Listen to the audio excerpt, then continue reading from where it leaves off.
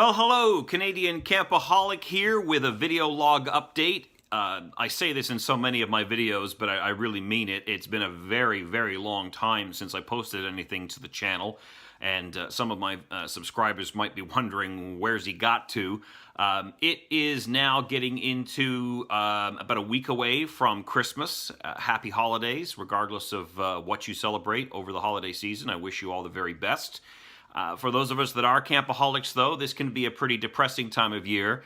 We ended up finishing up the winterization process back in November, and much like the initial winterization with the plumbing system that ended up being rushed and last minute, couldn't really do a good video on it. The final winterization process was exactly the same. So topping up the peanut butter and the mouse traps, refreshing the cloves and the peppermint oil, taking the cushions out and all of the bedding and that sort of thing. I got very sick in early November with the flu, and then it actually turned into pneumonia, which was really scary. I've never had pneumonia before. And just as I was starting to get over that, we started to get snow, and so I had to move very quickly to finish off the winterization. Any hope we had about a nice spell of weather to allow us to camp one last time diminished, and our trailer is now all set up for its long winter slumber, and it will be that way until late April. I suppose the one bright bit of news is that we're doing a little bit better financially this year, and going into next year, I just got a promotion and an increase in my salary. So the great news there is that I've already been able to book 2 camping trips for next year, which is awesome. As you know, with provincial parks here in Canada, if you don't book 5 months in advance, it's very hard to get a site, especially the one you want. So we're going to try and book them in advance as best as we can. But other than that, I'm trying not to think too much about camping. Our Christmas tree is here beside me, and I've got a few camping-related ornaments that I'll show you in a moment that just are kind of fun. But it's great because you got the holiday season. I have young kids. It's something else to, take my mind off of things and enjoy. But I will say that when it gets to January and February and you've got that long stretch in there of no camping and the days are short and cold and dark, it does get a little depressing. We're not really into skiing or snowboarding or anything like that. I think I mentioned that in a previous video last year. So wintertime, as a campaholic, it can be a little bit tough. But speaking of fun things, I'm going to show you the shirt that I have on. I realize it's going to be backwards in the video. Maybe I can flip this. I don't need therapy. I just need to go camping. Every year my wife buys me a novelty camping shirt. I've got one that says Cousin Eddie's RV Repair with a big old RV on it, just like the one in Christmas Vacation.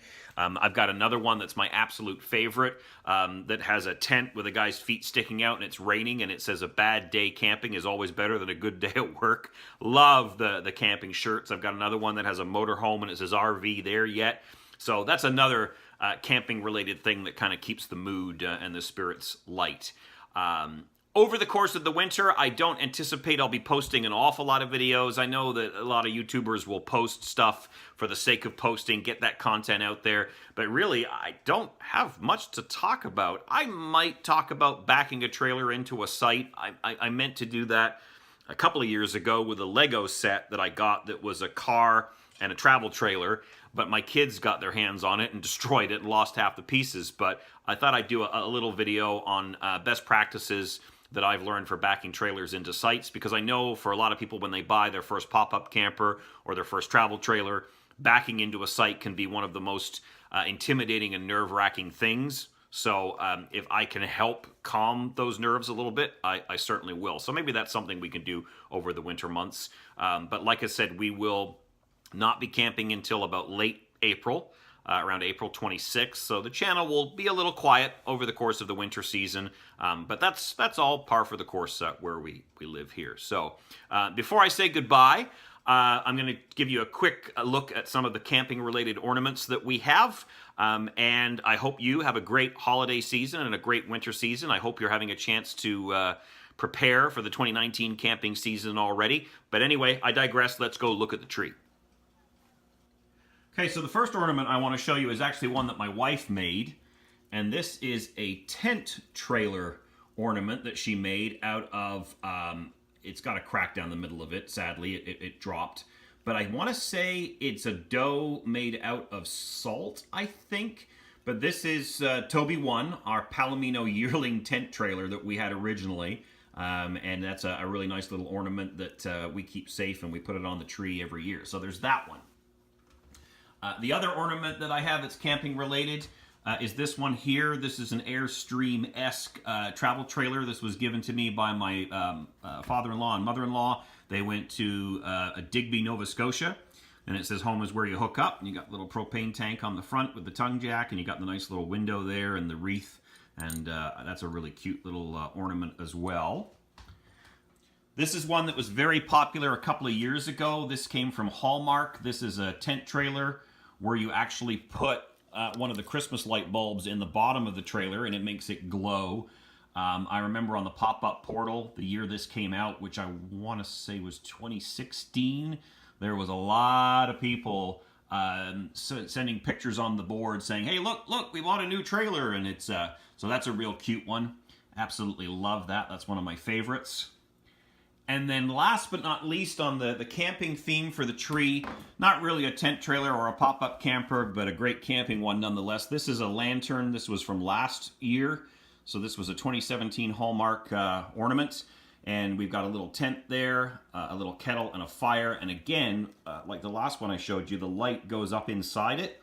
A little hard to see in this light, but the tent itself is actually glowing, so it has a nice soft glow. So no camping themed ornaments this year, sadly. That's a little bit of a disappointment, but there's lots of Christmas vacation ornaments. This is a personal favorite. That one never gets old. And then, of course, we've got Clark's car. This is a little off topic, but what the hell, it's Christmas. Oh, hang on. Plays the Christmas theme. Somewhere around here, there's a moose mug. I'll see if I can find where that went. Some of the heavier ornaments we've got to put near the top of the tree. Oh, here it is. We've got the moose mug.